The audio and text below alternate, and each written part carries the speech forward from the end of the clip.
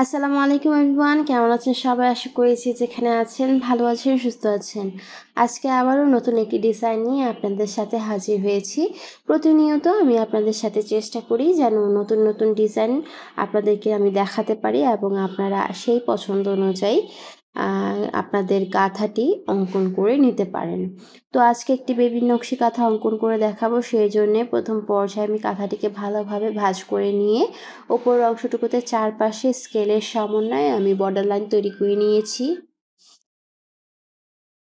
এরপর আমাদেরকে মাঝের অংশটুকু থেকে একটি ডিজাইন অঙ্কন করতে হবে। এটি হার্ট শেপ করে আমি এই ডিজাইনটি অঙ্কন করে নিচ্ছি।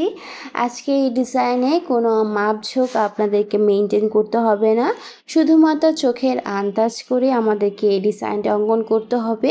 চারপাশ থেকে যেন ডিজাইনটি ভালোভাবে আর্ট করা হয় সেই দিকটা একটু খেয়াল রাখবেন, তাহলেই কিন্তু আজকের ডিজাইনটি খুব ভালোভাবে ফুটে উঠে আসবে। আপনারা দেখতে থাকুন যে কিভাবে আমি স্টেপ বাই স্টেপ ডিজাইনটি অঙ্কন করে নিচ্ছি। আপনারা অনেকেই আছেন যারা কাঁথা অঙ্কন করতে গিয়ে এক পাশ থেকে ডিজাইন অঙ্কন করেন, কিংবা কাঁথা যদি চারটে সাইডে সেম ডিজাইন থাকে তাহলে আপনারা এক এক পাশ একভাবে অঙ্কন করে পরবর্তী পাশ ধরেন। তো আমি আপনাদেরকে বলবো যে যদি চারপাশে সেম ডিজাইনটি অঙ্কন করা হয় সেক্ষেত্রে আমার মতো ঠিক এইভাবে বেসটি অঙ্কন করে নেবেন।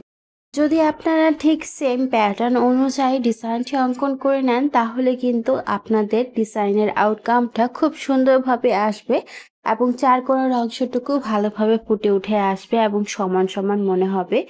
যেহেতু হাতের কাজ সেহেতু সম্পূর্ণ কাজ সমান হবে না, তবুও আপনারা যদি চারপাশের অংশটুকু এক এক করে স্টেপ বাই স্টেপ অঙ্কন করেন সেক্ষেত্রে কিন্তু আপনাদের ডিজাইনটি খুব ভালোভাবে আসবে বলে আমি মনে করি। আর আপনাদের হাতের প্র্যাকটিস তো রয়েছে, যত প্র্যাকটিস করবেন আপনাদের কাজগুলো ঠিক ততই ভালো আসবে। অনেকে আছেন জিজ্ঞেস করেন আসলে আমি কাজগুলো কিভাবে করি। আসলে এগুলো আমি অনেক দিন ধরে করে আসছি, অনেক বছর হচ্ছে, সেহেতু আমি কোনো ডিজাইন দেখলেই আমি ঝটপট করে অঙ্কন করে নিতে পারি। অনেকেই আছেন যারা একটু মাপ মেনটেন করতে হয়, সেক্ষেত্রে আমি বলবো অবশ্যই প্র্যাকটিস করবেন। নিজেদের কাজ, অন্যদের কাজ, সবার কাজগুলো করে আপনারা নিজেদের এই হাতের আর্টগুলো আয়ত্তে নিয়ে আসবেন, তাহলে কিন্তু খুব সুন্দরভাবে আপনারা নিজেরাও ঘরে বসে এই কাজগুলো করে নিতে পারবেন। নিজেদের জন্য অথবা অন্য কোনো কাজে কিংবা বিজনেস পারপাসে কিন্তু আপনারা এই কাজটি ভালোভাবে করে নিতে পারবেন। অবশ্যই প্র্যাকটিস করতে হবে। তো অনেক কথা বলে নিলাম, আপনাদের সাথে কথা বলতে বলতে কিন্তু কাজগুলোও কমপ্লিট হয়ে গিয়েছে। আশা করি আজকের ডিজাইনটি ভালো লেগেছে। তাহলে আজকে এখানেই বিদায় নিচ্ছি। দেখা হবে নতুন কোনো পর্বে। সে পর্যন্ত সবাই ভালো থাকবেন, সুস্থ থাকবেন। সবাই সবার জন্য দোয়া করবেন। আল্লাহ হাফেজ।